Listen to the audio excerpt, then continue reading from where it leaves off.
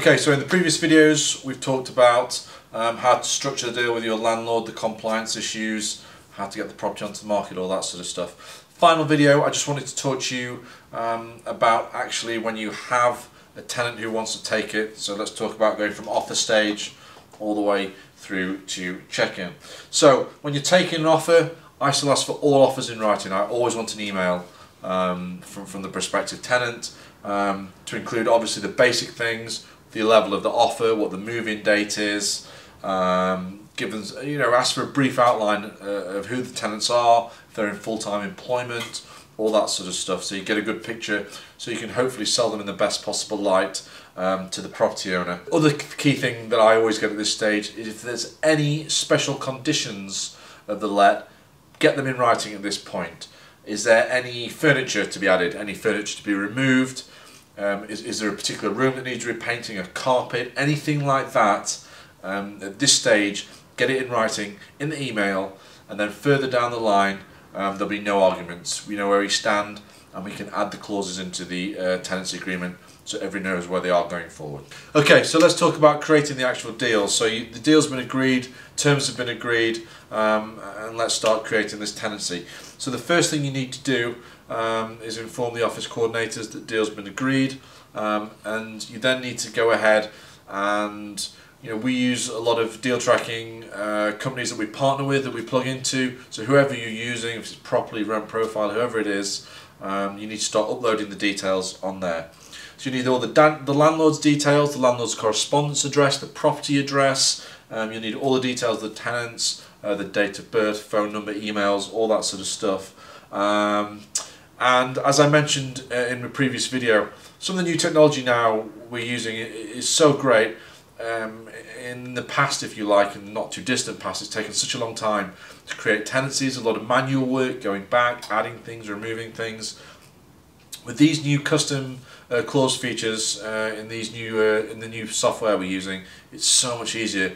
And a little tip for you: if you're adding something into the contract, a good way you always start things with a little phrase like "it is hereby acknowledged that," "it is hereby agreed that," something like that, and then you write in "it is hereby acknowledged that X, Y, and Z room will be painted prior to moving," etc., etc. So it's really easy to put those clauses in, and then you can help form the tenancy agreement in really quick time. Yeah, so once you've filled out all the landlord's tenants information, make sure you've got the price right, make sure you've got the amount of deposit right. Remember, you can't charge people 6 weeks anymore. The maximum is 5. Personally, I do 1 month's rent, 1 month's deposit, but really that's down to you. But make sure if there's any holding fees, for instance, make sure they're all entered on the software so the calculations can start taking place, so we know exactly where we are. At that point, references will go out. It's kind of a little bit out of your hands at that point, so you're looking for a yes or a no coming back. And again, going back to what I mentioned in previous videos, you should hopefully by this point have had the compliance certificates done, have had the testings done, get those uploaded onto the deal tracking software as well, and then once everything's satisfied, we can start sending out asking for direct debits for the initial payments and all that sort of stuff.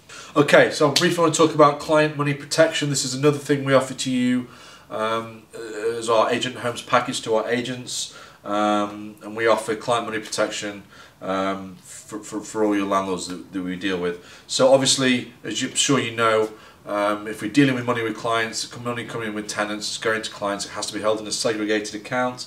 And as the initial point where tenancy is set up, we'll invoice for the first month's rent, and whether it's 4 or 5 weeks deposit, whatever you've agreed. If we're collecting rent, all subsequent rental payments will then be processed via a direct debit or standing order. And as I said, it's peace of mind for your landlords, for your clients. You can assure them that you're powered by Agent Homes. Agent Homes has client money protection, and that everything's held in segregated accounts. Okay, so let's talk quickly about referencing. I would say a reasonable amount of the time references tend to go through fine. I think most people are honest and upfront with you about their employment situation, about their credit situation. If they know there's going to be issues, in my experience, people tend to tell you ahead of time, and you can kind of sort of work around them or try to come to an arrangement where things work. However, please be aware, obviously you will, at some point when you start doing more and more business, you will get some fails. I would say the most likely reason is normally adverse credit, so a CCJ will automatically flag up as a fail.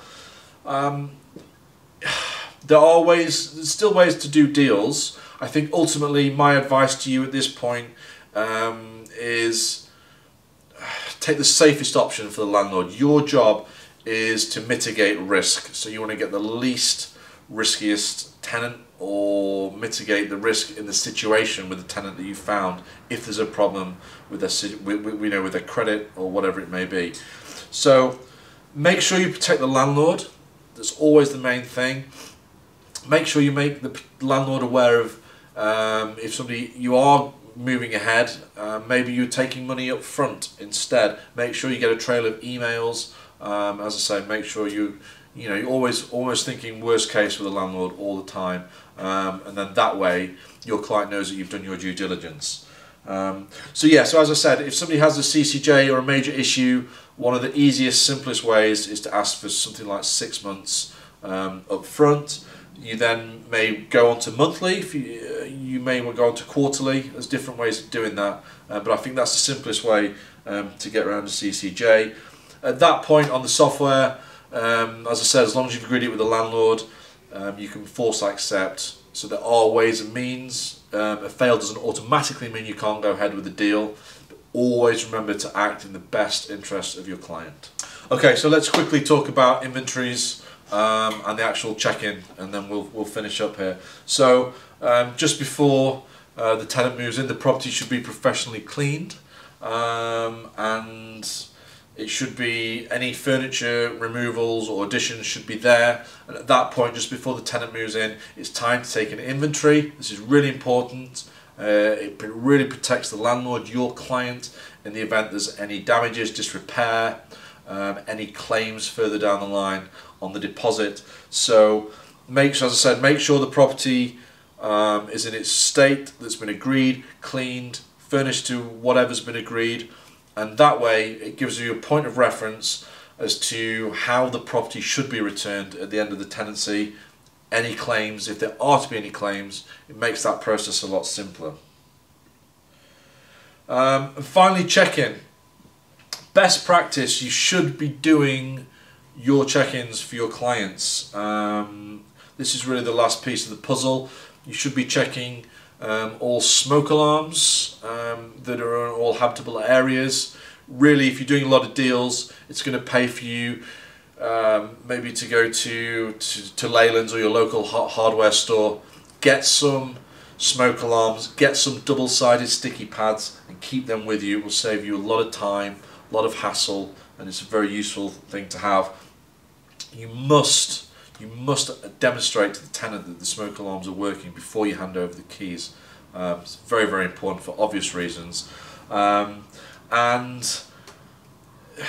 if you're using, I would say if you're using a trusted inventory person, maybe somebody, we have some people, people are also agents at Agent Homes. My take on it is a slight grey area. Is okay to accept it for if you end up getting the inventory clerk to tie in, doing the inventory, we're doing the check-in and doing the smoke alarms. But if you're using people, and maybe you don't know using people the first time, the onus is on you, in my opinion, to be there and to hand over keys. I've had a couple of situations, for instance, I had a tenant's parents call in and they were handed keys out the window of a car. That's not acceptable. That is not acceptable. You must be there in person, unless you have a trusted inventory clerk doing it, to do the check-in, to make sure the property's cleaned, smoke alarms are working, and everything's there as is. So that about wraps it up. I hope these videos have been of use. If there's things that you think I've missed out, or things that you think we can tweak, anything like that, please let me know. Of course, the most important thing is when you're doing deals, especially if you're relatively new to lettings, you're from a sales background, please get in touch with me. I'm here to help. We're here to help, whether it be the office coordinators, whether it be accounts, please get in touch with the relevant department. We're here to help you run your business smoothly, and we hope these videos have been of some help.